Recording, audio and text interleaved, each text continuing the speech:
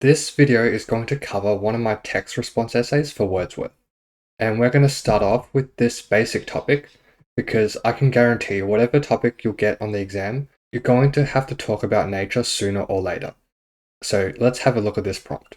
And just note, even though it says nature is central to Wordsworth's poetry, that does not mean we have to directly talk about nature in every body paragraph. For example, you wouldn't write something like the benefit of nature, paragraph 1, second benefit of nature, paragraph 2, third benefit of nature, paragraph 3. That's something quite repetitive, and it's not going to show the assessor that you fully understand the poetry. So what I recommend, and if you've seen the VCAR descriptor for Wordsworth, you would know that VCAR uses three main areas to categorize Wordsworth's poetry, and that's the urban, natural, and internal. And what I mean by this is, for example, the urban world. That might seem like it has nothing to do with nature, but in fact, it's the antithesis of nature.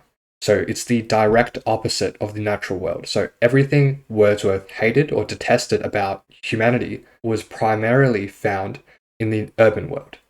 And then if you contrast that to the natural world, that's where he found joy, he found nourishment, he found education. So that's the direct opposite. And then what about the internal world?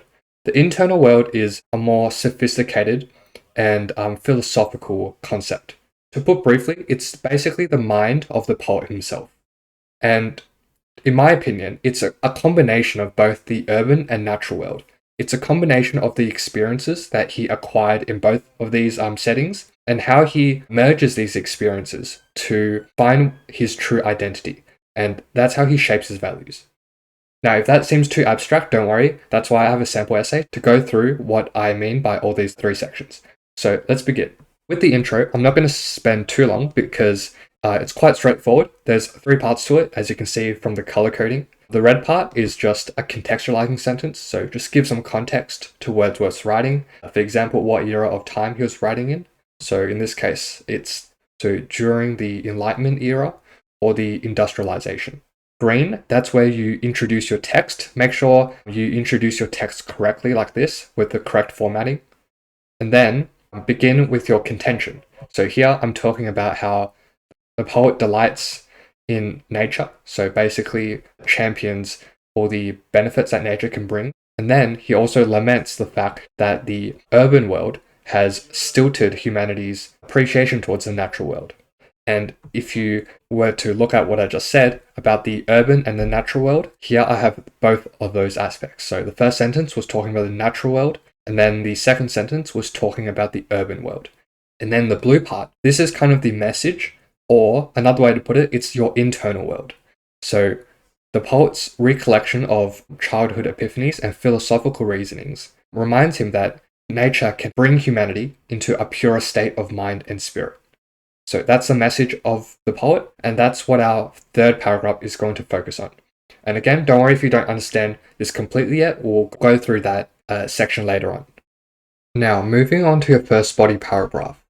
Again, it's a rough guide, but I like to begin with the urban world. So in other words, what happens to a society when nature is absent or neglected? If we look at the topic sentence here, we can see that when nature is absent, we have a loss of the natural goodness of man and an invocation of landscape and weather. And both of these are Heaney quotes because I think the topic sentence or the expansion sentence is a good place to have one of these quotes from Seamus Heaney because, again, he is the one who came up with this collection of Wordsworth poems.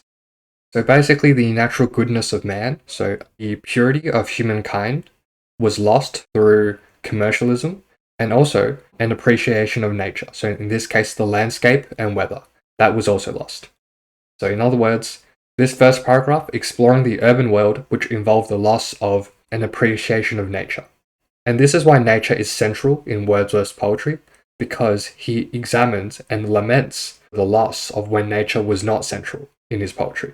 So in terms of poems, I personally like to use around 2 to 3 poems per paragraph. In this case, I've used London 1802 and The World is Too Much With Us. With London 1802, the quote I like to use was a fan of stagnant waters.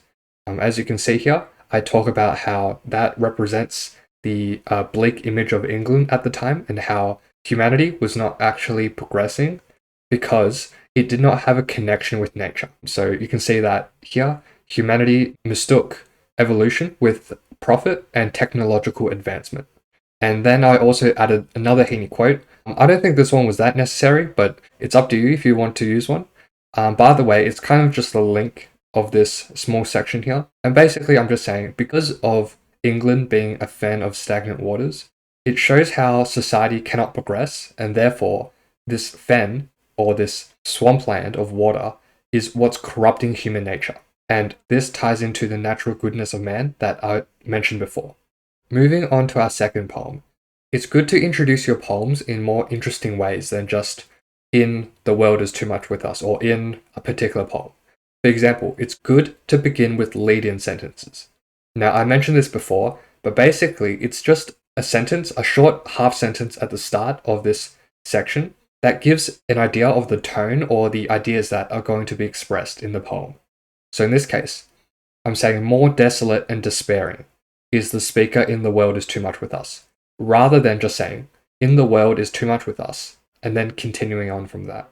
This way is much more smooth when you're reading this, and it's something I highly recommend. And you'll notice this when I'm introducing all my poems. They're all introduced using a similar technique, so using lead-in sentences.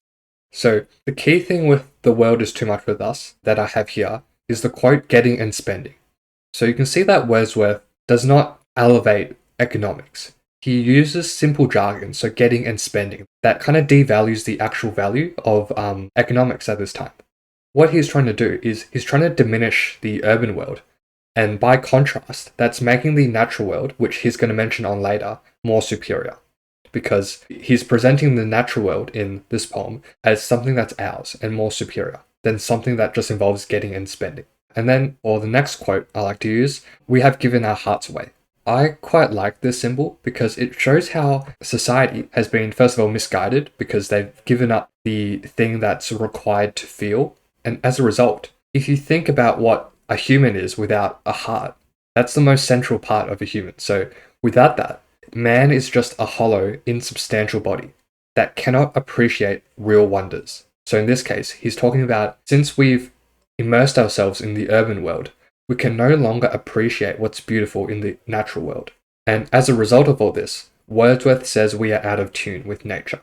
So clearly linking all this up by establishing the costs to society in the absence of nature. So when we don't have nature, these are the costs to society. First of all, we can't feel, so we can't appreciate nature.